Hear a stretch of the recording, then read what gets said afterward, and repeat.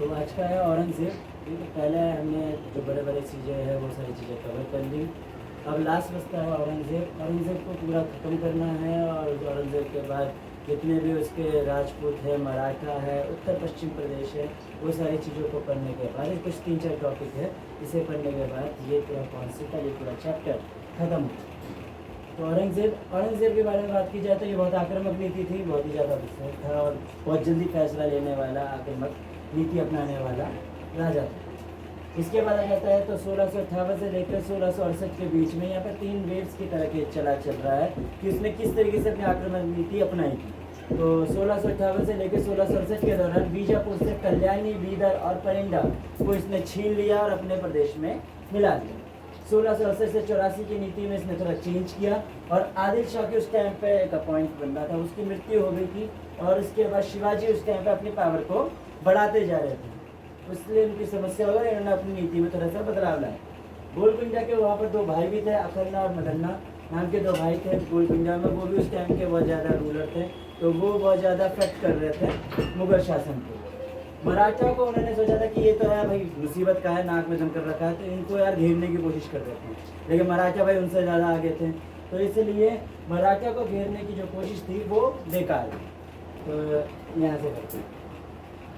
तो मराठा को उन्होंने घेरने की कोशिश की थी, सोचा था मराठा जो है इनको यार हाथ में काबू में आ जाएंगे अगर हम थोड़ा सा पावर दिखाएंगे तो, लेकिन मराठा उनसे ज़्यादा आगे निकल गए और मराठा को जो घेरने की कोशिश थी वो बेकार से गई। इसके बाद आ जाता है गोलकुंडा ने शिवाजी और बीजापुर के साथ गुप्त समझौते किए थे। शिवाजी उस टाइम पे बढ़ती शक्ति थी, तो उनको लगा था कि अगर शिवाजी का साथ मिलेगा तो काफ़ी हद तक वो हमेशा मुगलों पे प्रभावशाली रहेंगे, मतलब अफेक्ट कर पाएंगे। तो गोलकुंडा का मतलब है, गोलकुंडा के शासक के बारे में बात की जा रही है। तो गोलकुंडा के जो शासक थे उन्होंने शिवाजी और बीजापुर का मतलब शासक या वर्ग अभी उन लोगों के साथ इन्होंने गुप्त समझौते किए थे ताकि गोलकुंडा सिक्योर रहे, सेफ रहे। किससे? औरंगजेब से, क्योंकि औरंगजेब दक्कन को जीतने की पूरी कोशिश कर रहा है।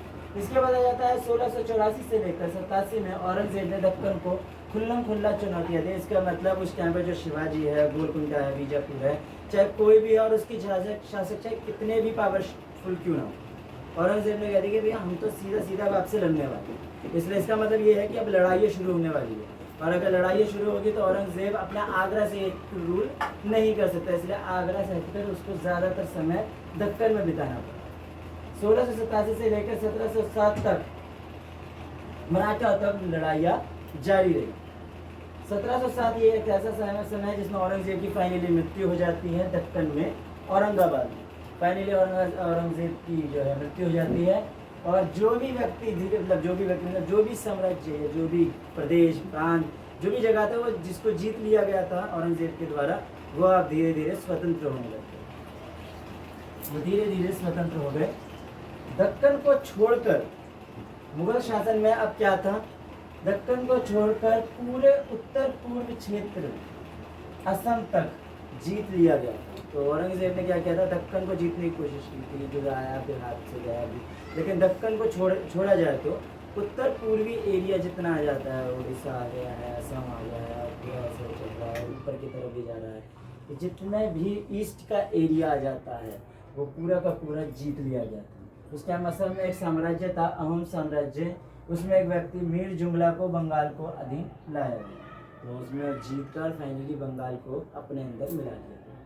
इस टाइम तक औरंगजेब की ये पूरी बातें हैं, जिसमें वो 3 लेयर के 3 चरण के हिसाब से काम करता है। पहले बहुत ही आक्रामक, फिर अपनी नीति अपनाता है, फिर खुल्लम खुल्ला चुनौतियाँ देता है। तो औरंगजेब का यहाँ पर आ जाता है लोगों के साथ लगभग प्रदेश के साथ उसके अब शासन जो है, जितने प्रदेश उसने जीते, क्या क्या उसने किया, कहाँ कहाँ उसका विस्तार हुआ, कैसे कैसे उसको लोगों के साथ सामना करना पड़ा।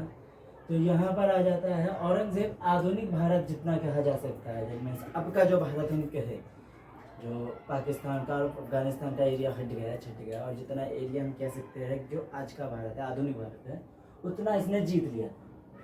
राजपूत औरंगजेब के अधीन खुद को पराया समझते थे, जहां अकबर के टाइम पर सभी जो है भाईचारा था काफ़ी में, और उसके नवरत्नों के अंदर ज़्यादातर जो थे वो हिंदू ही थे, जिसमें आपका जितने आ जाते हैं हिंदुओं के अंदर बीरबल आ जाता है, टोडरमल आ जाता है, राजा मान सिंह आ जाते हैं। तो हिंदुओं को काफ़ी ज़्यादा उसने प्रोत्साहन दिया था कि हाँ जी वो रहे, क्योंकि वो सिर्फ वो धर्म नहीं देखता था, वो चीज़ें देखता था कि वो काम कितना अच्छा करता था, उन्हीं के हिसाब से रखता था।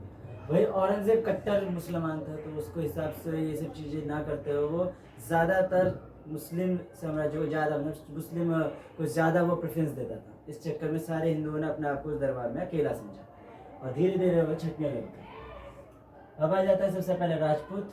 मेवाड़ के बाद उस टाइम पर जब मेवाड़ था, मेवाड़ ने कभी भी अधीनता स्वीकार नहीं की थी, कभी भी उसने अधीनता स्वीकार नहीं की अकबर की, मुगल साम्राज्य की। उस टाइम पर महाराणा प्रताप थे। लेकिन मेवाड़ के बाद जहांगीर ने भी काफ़ी कोशिश की। बाद में आ जाता है जब राणा अमर सिंह आ जाते हैं, तो उसने फाइनली मुगल प्रशासन को स्वीकार कर लिया, मुगल शासन के अधीन आ गया। इसके बाद आ जाता है राजपूत धीरे धीरे मुगल प्रशासन से अलग हो गए, जो मैंने अभी ऊपर ही बात की कि जब धीरे धीरे उन्होंने पराया फील करवाना स्टार्ट कर दिया कि भाई ये हिंदुओं को ज़्यादा या मुसलमान लोगों को ज़्यादा प्रेफरेंस दे रहे हैं, तो धीरे धीरे वो लोग अपने आप से ही दूर होने लग गए और राजपूत से उनका जो हाथ है वो धीरे धीरे छूटने लग गया। हम लोग दक्कन पे उनका पूरा कॉन्सेंट्रेट आ गया, जिसके बाद पूरे जैसे देख रहे हैं कि औरंगजेब ने अपना 20 ईयर्स तो पूरा का पूरा दक्कन में बिता लिया, लड़ाई झगड़े कर करके उसे कभी जीतना है, कभी वो जीतना है। वहाँ शिवाजी की ताकत बढ़ रही है, तो बस उसी चीज़ में उसकी बीती है। तो दक्कन में 1687 में गोलकुंडा और बीजापुर को उसने अपना आपस में जोड़ लिया था, अपने साम्राज्य में उसने जोड़ लिया। उसके बदले उसका धन, समय और सेना का खूब अपव्यय हुआ, बहुत खर्चा हुआ। जैसे कह सकते हैं कि कुछ ज़्यादा ही खर्चा होगा, जिसकी वजह से उसकी आर्थिक स्थिति पूरी खराब हो गई थी, फाइनेंशियली इकोनॉमिकली वो बहुत वीक हो गया था। ये दक्कन को जीतना ही था, जिसके बाद से ही ये पूरा का पूरा मुगल जो है डिक्लाइन में जाने लग गया था। तो इसके बाद आ जाता है मराठा, जो बहुत ही ज़्यादा ब्रॉड रोल निभाया है, इसमें बहुत बड़ा रोल निभाया है। 1656 में अपने आक्रामक इसने कार्रवाई की थी शिवाजी महाराज ने, और बीजापुर पे उसने हमला किया था। शिवाजी महाराज ने और उसने बीजापुर पे हमला किया और जीत भी लिया था। पुरंदर की संधि हुई थी, जो बहुत ही ज़्यादा इंपॉर्टेंट है 1656 में। उसमें शिवाजी द्वारा जीते गए जितने भी किले थे वो थे 35 किले उन्होंने जीत लिए थे। पुरंदर की संधि बहुत इंपॉर्टेंट है, जिस संधि के दौरान उसने क्या किया था, 23 किले वापस करना था, इस संधि में लिखा हुआ था। तो उन्होंने 23 किले वापस कर दिया और 12 किले उनके पास रह गए। और 12 किलो के 12 जो किले हैं उनका जो वार्षिक आय है, जनरल इनकम है 1 साल की, वो 1 लाख थी उस टाइम पर। शिवाजी के साथ उनको फिर फाइनली जब ये थोड़ी संधि वगैरह होती है तो संधि वगैरह होती है तो उनको बुलाया जाता है। तो बुलाया तो बड़ा प्यार से गया था, लेकिन उस टाइम वहाँ पर बेइज्जती कर दी, बेइज्जती हो गई और उसके बाद उसको बंदी भी बना लिया गया। लेकिन अब शिवाजी महाराज उनकी अक्लमंदी है कि वहाँ से वो भाग निकले, और भागने के बाद उन्होंने जितने भी एरिया थे, जितने भी उन्होंने छोड़ा था, उन सबको वापस अपने अधीन कर लिया। 1674 में शिवाजी ने रायगढ़ को अपनी राजधानी बना लिया और राज्याभिषेक के बाद छत्रपति का नाम ले लिया। इसके कुछ ही समय बाद उन्होंने दक्षिण भारत में अभियान चलाया और वेल्लोर में झिंझी कर्नाटक भी जीत लिए। 6 साल के बाद 1680 में उनकी मृत्यु हुई। शिवाजी के जो उत्तराधिकारी थे वो थे संभाजी महाराज। तो बहुत से मराठा प्रमुख जो थे वो संभाजी का समर्थन नहीं करते थे। मराठा की शक्ति कमजोर हो गई और अंत में औरंगजेब द्वारा संभाजी को पकड़ लिया। इसके बाद आ जाता है 1689, जिसमें संभाजी को फाइनली औरंगजेब ने पकड़ लिया था। अब क्या शिवाजी ने फाइनली अपना उत्तराधिकारी, 1680 में उनकी मृत्यु हो गई थी और उनके बाद जो उनका उत्तराधिकारी था वो बना था संभाजी। उनके बेटे संभाजी को समर्थन देते नहीं थे और 1689 में ये भी हुआ था कि औरंगजेब ने उसे मौत के घाट उतार दिया। अब आ जाता है उत्तर पश्चिम में कंधार जो एरिया है वो आ जाता है अफगानिस्तान में। अफगानिस्तान का जो कंधार एरिया था वो कभी किसी के अंडर में आता था, फिर कभी दूसरा शहर आता था मुगलों के अंदर। पहले अकबर के टाइम पे आता था तो अंडर आ गया, फिर किसी और के अंडर में आया तो उसके हाथ से छूट गया। तो कंधार पे कैसा था, कभी वो स्वतंत्र हो जाता है, आज़ाद हो जाता है, तो कभी वो फिर से मुगलों में मिल जाता है। तो ये चलता रह रहा था। फाइनली में जा क्या हुआ, औरंगजेब ने क्या किया, उससे फाइनली छोड़ ही दिया कि नहीं भाई इस पर पैसे, इस पर टाइम वेस्ट करना ही नहीं है, छोड़ो इसे। और इसे क्या कर दिया गया कि इसको सिर्फ राजनीतिक रूप से रखेंगे, पॉलिटिकली इनसे बात करेंगे, लेकिन वैसे इसे छोड़ देते हैं, क्योंकि उनका पूरा का पूरा फोकस दक्कन की तरफ था। और इस प्रकार से औरंगजेब का सारे कॉन्सेप्ट क्लियर होते हैं, जिसके अंदर औरंगजेब की जो पूरी जिद है कि किस तरीके से उसे दक्कन को जीतना है। उसने पूरी तरह से उसमें पैसे वेस्ट किए, जितना उसने अपनी आर्मी वेस्ट की, और उस हिसाब से पूरा 20 ईयर्स को बिताते हुए उसने मुगलों को धीरे धीरे पतन की ओर ले गया। क्योंकि उसके बाद उसके जो उत्तराधिकारी आया वो कुछ खास अच्छे से कर नहीं पाया। तो पूरे चैप्टर के अंदर फाइनली अकबर ने बहुत ज़्यादा इसको बढ़ाया, अच्छे से बढ़ाया।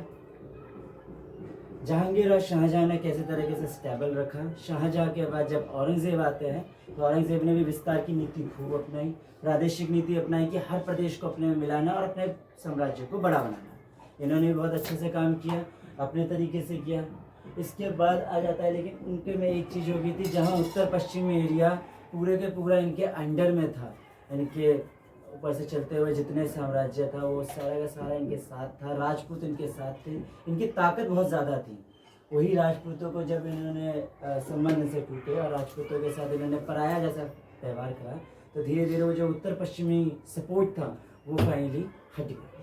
तो राजपूतों से इनके संबंध टूटे, और वही क्या है